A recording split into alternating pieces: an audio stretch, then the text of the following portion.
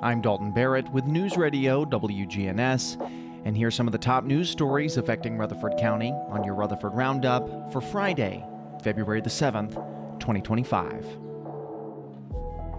In Washington, D.C., Chris Jones, president and CEO of Middle Tennessee Electric, testified before the House Homeland Security Committee on the increasing need for rural electric cooperatives to protect their systems from cyber attacks. Jones, representing MTE's 340,000 members, emphasized the co-op's efforts to recruit cybersecurity professionals by partnering with educational institutions and sharing resources across cooperatives. Despite these efforts, Jones noted that co-ops face challenges in competing with for-profit companies' salaries. He praised legislation like the Cyber Pivot Act, introduced by Committee Chairman Mark Green, which aims to expand cybersecurity internship opportunities for rural communities, strengthening the workforce that protects critical infrastructure. Meanwhile, in Rutherford County, local lottery players are starting the year with big wins. On January 8th, a lucky Powerball double play winner took home $500,000. Additionally, John Brantley won $10,000 with a scratch-off ticket purchased at the Twice Daily gas station in Smyrna. Frank Gillespie also won $1,000 in the Fastest Road to 1 Million scratch-off game. The big wins continued in January, including a $2 million Mega Millions prize claimed by a winner from Descartes, Tennessee. In nearby Shelbyville, a woman won $500,000 with the Black Ice scratch-off game, and another winner from Lincoln County took home $40,000. The Tennessee Powerball jackpot is currently at $133 million, with the next big drawing set for Saturday night, February the 8th. In recent weeks, Tennessee lawmakers have called for more action on the growing issue of illegal immigration. During a special session in January, State Representative Robert Stevens of Smyrna supported the creation of a new immigration division in the Department of Safety. Stevens, along with other state officials, have voiced concerns over the financial strain caused by illegal immigration, citing the high cost to schools and communities. House Bill 793, introduced by Representative William Lamberth and Bo Watson, seek to challenge the 1982 Plyer v. Doe Supreme Court ruling that grants children unlawfully present in the U.S. the right to public education. This bill would allow local schools to opt out of enrolling such children, a move that advocates say will help alleviate the burden on Tennessee taxpayers, who spend $151 billion on illegal immigration-related costs in 2023. And in Rutherford County, school bus drivers are negotiating a 35% contract pay raise to cover rising operating costs. Director of Schools Jimmy Sullivan explained that transportation expenses are higher than many realize, with the county already spending over $30 million annually on bus operations. The proposed pay increase would cost millions more, but officials argue it's more cost-effective than the county purchasing its own fleet. Meanwhile, State Representative Mike Sparks has proposed a bill to lower the legal age for school bus drivers to 21, aiming to expand the pool of available drivers in areas like Rutherford County.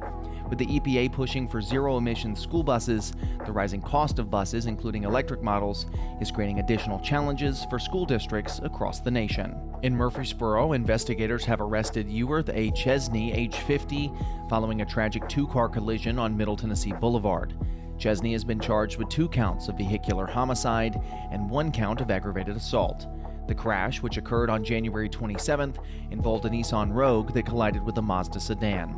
The female driver of the Mazda survived, but 2 passengers in the vehicle tragically lost their lives.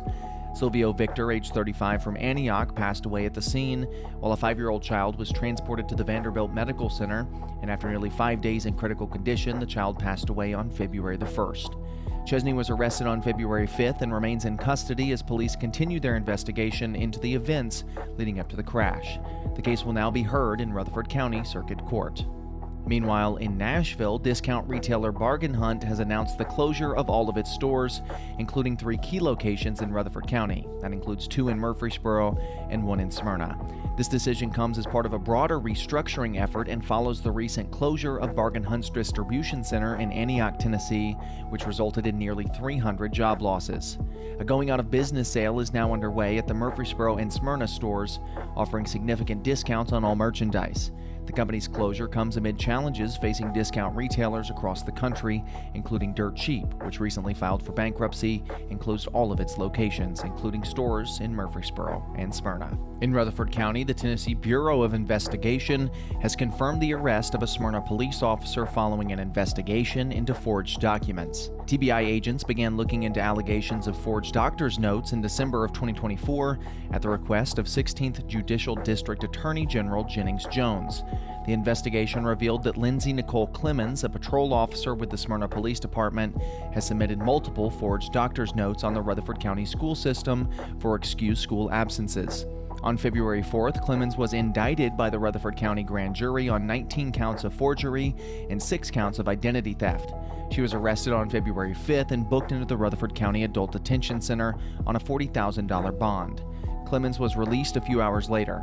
She had been with the Smyrna Police Department since November of 2021.